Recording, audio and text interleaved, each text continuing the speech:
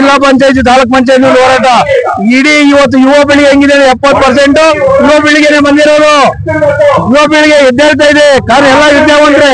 ಈ ನಮ್ಗೆ ಒಳ ಮೀಸಲಾತಿ ಜಾರಿ ಮಾಡುವ ತನಕ 37,000 ಬ್ಯಾಕ್ಲಾಗ್ ಹುದ್ದೆಗಳನ್ನ ಯಾವುದೇ ಕಾರಣಗಳು ಮಂಜೂರು ಮಾಡಬಾರ್ದು.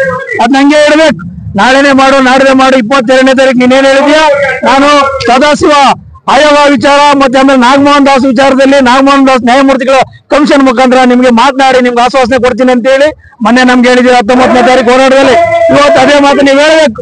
ಉಳಿಸ್ಕೊಂಡಿಲ್ಲ ಅಂದ್ರೆ ನಿಮ್ ಕುರ್ಚಿನ ಖಾಲಿ ಮಾಡ್ಸಕೊಂಡ ಈ ಮಾದಿಗ ಸಮುದಾಯ ಬಿಡೋದು ಸಿದ್ದರಾಮಯ್ಯ ನಿಮ್ಗೊಂದು ರೆಸ್ಟ್ ಕೊಡ್ರಿ. ಆಮೇಲೆ ಮಾಯಪ್ಪನವ್ರಿಗೆ ಎಚ್ಚರಿಕೆ ಕೊಡ್ತೀರಿ. ನೀವು ಸಮಾಜ ಕಲ್ಯಾಣ ಸಚಿವರಾಗಿದ್ದೀರಾ. ಈಗ ಏನು ಇಲ್ಲಿ ಮೆಮೊರಾಂಡಮ್ ತಗೊಂಡಕ್ ಬರ್ತಾರೋ ಲಾ ಮಿನಿಸ್ಟರ್ ಎಚ್ ಕೆ ಪಾಟೀಲ್ ಬರ್ತಾವ್ರೆ. ಎಚ್ ಕೆ ಪಾಟೀಲ್ ಯಾಕಂದ್ರೆ ಮಾಯಪ್ಪನ ಬೇಡ ನಮ್ಮ ಯಾರು ಬೇಡ ಜನಕ್ಕೆ ಇವತ್ತು ಡಿಪಾರ್ಟ್ಮೆಂಟ್ ಅವ್ರೆ ಬೇರೆ ಒಬ್ಬ ಕಾನೂನು ಲಾ ಮಿನಿಸ್ಟರ್ ಕರ್ಸ್ತಾರೆ.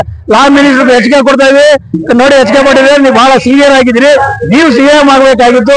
ಅಂತವ್ರನ್ನ ತಗೊಂಡ್ಬಂದು ಬೇರೆ ಯಾರು ಕುದುರಿಸಿದ್ದೀರಾ.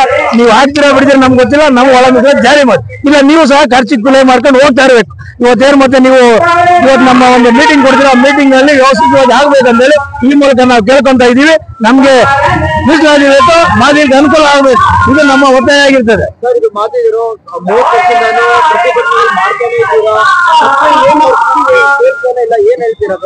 ಅವರು ಪ್ರಜಾಪ್ರಭುತ್ವ ವ್ಯವಸ್ಥೆನ ಸರಿಯಾಗಿ ಓದ್ಕೊಂಡಿದ್ದಾರೆ.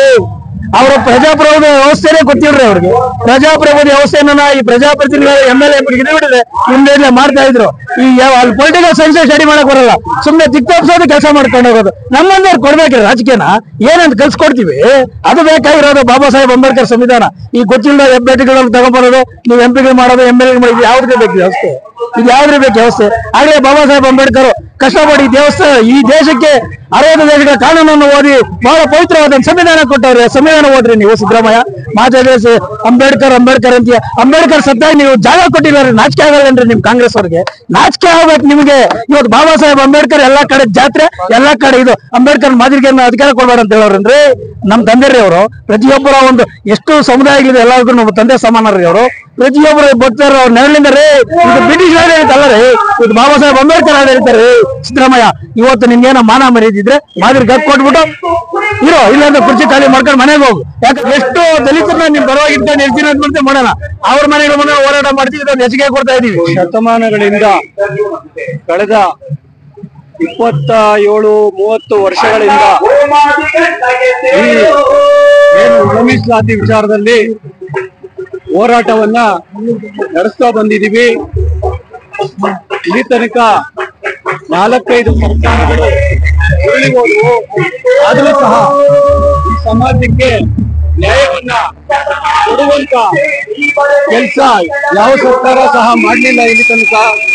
ಹಾಗಾಗಿ ನಮ್ಮ ಆಕ್ರೋಶವನ್ನ ಇಲ್ಲಿ ತನಕ 106 ಬಾರಿ ವ್ಯಕ್ತಪಡಿಸಿದ್ದೀವಿ.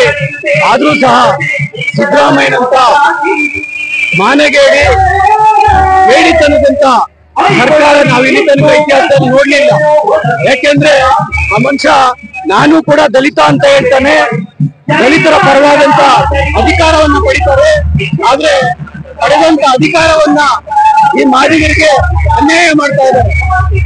ಆ ಅನ್ಯಾಯದ ವಿರುದ್ಧ ನಾವಿವತ್ತೇನಾದ್ರೂ ಹೋರಾಟ ಮಾಡ್ತಾ ಇದ್ದೀವಿ ಅಂತಂದ್ರೆ ಅದಕ್ಕೆ ಮೂಲ ಕಾರಣ ಸಿದ್ದರಾಮಯ್ಯ ಅಂತ ಹೇಳೋದಕ್ಕೆ ಈ ಸಂದರ್ಭದಲ್ಲಿ ವ್ಯಕ್ತಪಡಿಸ್ತೇವೆ.